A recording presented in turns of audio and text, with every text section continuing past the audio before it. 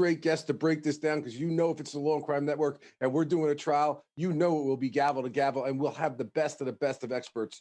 Bernarda Villalona, who's often on the show. Welcome back, Bernarda. She is a senior trial counsel at the Joey Jackson Law Firm in New York, a former Philly and Brooklyn Kings County DA's office. Over 100 trials, including numerous homicide cases as a prosecutor, serving as a senior homicide ADA, and is a TV legal analyst.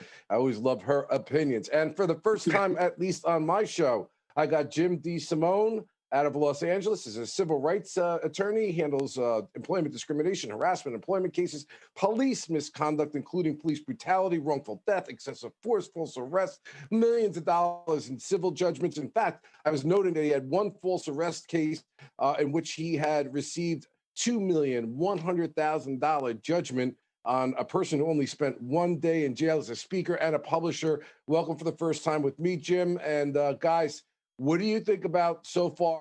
I think they can prove death very easily here circumstantially, but nevertheless, that body also tells you a lot about the cause and manner of death, which is always valuable to prosecutors. That said, this circumstantial case, can you explain to our audience specifically the importance in your mind of the idea that they're showing motive here? They're going to show, many things, but they also have to identify not that she's just dead, but who's the person who did it. And remember, the son still lives in the house, and there could have been other perpetrators. They still got to show it's the defendant is the one that caused their death. No?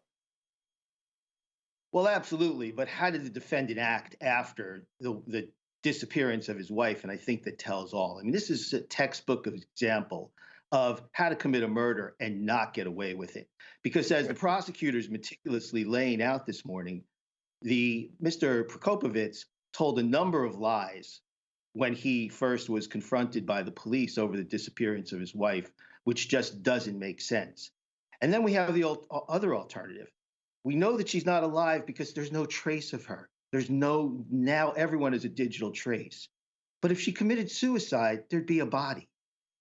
This woman did not seem to have the means or the opportunity to commit suicide and somehow dispose of her own body without anybody finding it.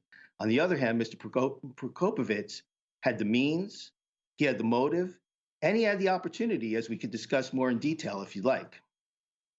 Yeah, we'll get to that in a little while, and that's very good commentary there. I think there's going to be a number of ways prosecutors have an opportunity here based on this evidence to prove. But keep in mind, folks, it took them 6 years to get to this point of even making a charge, and I'm sure the defense is going to make a big deal about that. We'll talk about that in connection with the jail informants the prosecution is going to use. And wow, is that a good idea or not? Let's go live to court. Is that right? Yes. Okay.